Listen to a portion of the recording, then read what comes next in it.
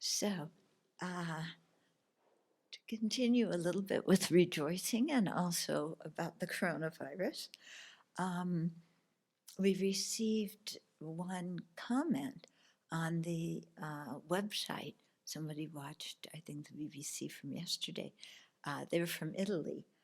And one thing they kind of told us what was happening there, but then they said, and people are helping each other and they're learning some very valuable lessons. Yeah. So that's important because in times like this, you have to stretch your boundaries, and you learn things that you didn't have to learn before because you never came in contact with those things. I also read about some people living in an apartment building in Spain, and there was an 80-year-old woman who lived alone, and it was her birthday. So they all got out on their balconies and sung happy birthday to her. You know? So just small things like this where people show that they care about other people. So I was also touched. We got an email from Vida. Many of you know her. How old is Vida? She's got to be 80 something, huh? Yeah. So she's been coming to the Abbey for a long time. And in her email, she just commented, she was just writing. And she said that her granddaughter, Riley, who we also know, had texted her and said, write me a grocery list and I'll do the grocery shopping for you. And so she came and she did, and she got the groceries and brought them back. And Vida, of course, was very grateful because she's part of that very vulnerable population. But when I just read this thing that otherwise I would have seen as, well, yeah, what else is new? I really thought about it, and I was so impressed with what Riley did, because we're always reading about the millennials and uh, Gen Y and Gen Z, and kind of move over, boomers, get over out of our way. Um, and here was somebody, contacting her grandma and saying, I want to help you and do your shopping. So I was so touched by that I wrote Riley an email just telling her that. Because I also thought, how much do young people get thanked for doing things? How much do they get feedback that, what they're doing is something quite wonderful. Yeah. So it was just kind of a double rejoicing uh, going on there. So circumstances like this can make us more attuned to small things that we take for granted and for small ways of bringing happiness in other people's lives. Yeah. And somebody wrote us a story. I don't know if I'll have time to read it, this one, BBC, if not next, but I wanted, commenting about that, how, just opening our eyes and learning to appreciate what is around us. Yeah. There's also, I was also thinking that, as I mentioned before, that the coronavirus thing and, having to stay in place and so on, it gives us a lot more time to do things that we've been putting off or haven't had time to do. And so it can bring some really good things too, because I had sent one chapter of a book to a friend in Switzerland to check because he knew about the topic. And I know he's very busy. He works for the UN and, has a family and all. So I said, well, by September, although I really wanted it much earlier. Anyway, he wrote back and he said, because he was supposed to teach a Discovering Buddhism class, and that was canceled. So he said, now I can work on it. How about if I get it back to you by the middle of April? And that's like, fantastic. Yeah.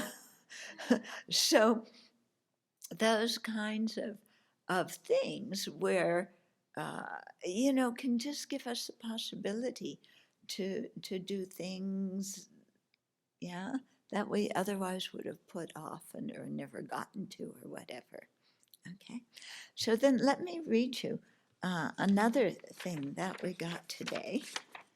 We've been really getting so many wonderful emails from people just checking in on us and how are we and sharing their experience and so on. So here's one. Uh, by the way, this person um, was very nice, and he was saying he thanked me for talking about current events from the perspective of Buddhism. So that was very good to hear because, before there were some people saying, you're a nun, you shouldn't be talking about this kind of stuff. But he was saying, oh, it's really good, and I'm sharing this with a lot of my friends who aren't Buddhist. So that was, I appreciated that. Okay, so he wrote a little story called Ghosts of Goodness. And he says, did you see the brigade of men walking into the burning buildings about to crumble on 9/11?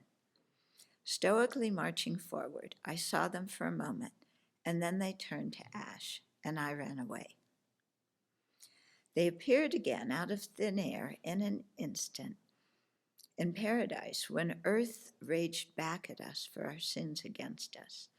They got up in the morning, they brushed their teeth, they drove to work, they walked towards the fire, straight into it. Again, we ran away to save ourselves. Did you see the UPS driver this evening delivering your hand sanitizers? And how are they being protected in handling all these packages? The supermarket cashiers this morning working triple shifts, scanning your bulk of dry goods, your canned goods, your 7 tubes of toothpaste. Did you really see the vet tech who cleaned your dog's wounded paw? Are we really tuning in to who's around us and what's going on? Did you see the receptionist at the urgent care center last night, exhausted, her eyes swollen like 2 red eggs, holding back yawns as she took our insurance card numbers? The pet store workers asked if we had enough kitty litter, enough dog treats, enough medicine for our ailing pets. The cashiers at Costco said, "How are you? And have a great day," to every shopper. They had makeup on, lipstick, glittery eyeshadow, pins on their shirts, painted nails. They put that makeup on, got up in the morning, washed their face. Maybe they first washed their face, then put the makeup on, painted their nails to come check out our groceries during a vague and unclear public health crisis, where they're being exposed to how many people walking by and handing them things and breathing on them every day. They told us to be safe and healthy, while most customers covered their mouths under their shirts, not wanting to touch them. Do they feel like untouchables? Yeah, so do we make the cashiers feel like, they're the untouchable ones, when in fact they're the ones being exposed to so much? The food gets to the store because somebody drives it there. Who is that somebody? What does he dream of? Fear? Who cans the canned goods, harvests the seeds, cleans the fruit, divides it? Who picks the vegetables in Salinas, California? Tens of thousands of undocumented migrators pick and pack it. They live in fear, invisibly serving us, we who do not want them.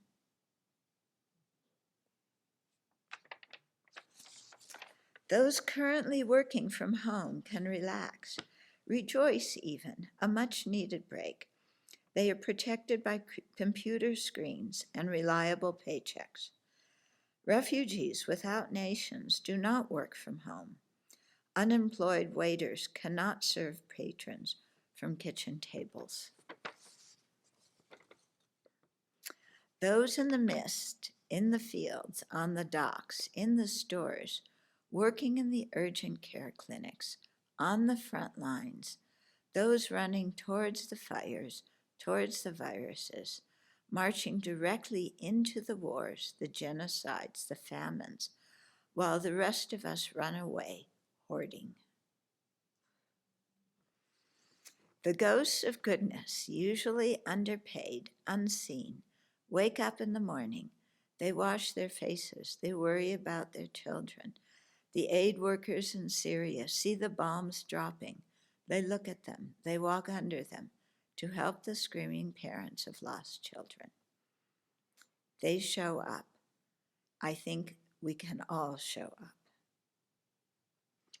I think this is a global spiritual test, a great opportunity for deepening all forms of humanist or spiritual practice, to be set free from the cages of fear and self-important grasping, and released maybe even to fly, to soar into the beautiful, electrifying uncertainty of reality, to see the true nature of things, to see this as a reminder of our nature of emptiness, the clear nature of our impermanence, and the profound necessity, perhaps even a karmic cosmic global demand, to cultivate compassion and empathy for the earth, for each other, for the survival of our collective beings.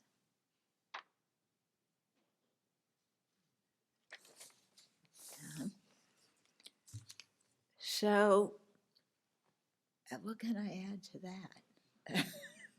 Yeah, I mean, his message is really clear, and it speaks to our hearts, and it's, you know, calling us to really look at life according to the teachings, and not just speak the teachings and then withdraw into safety, into our self-grasping and our self-centeredness.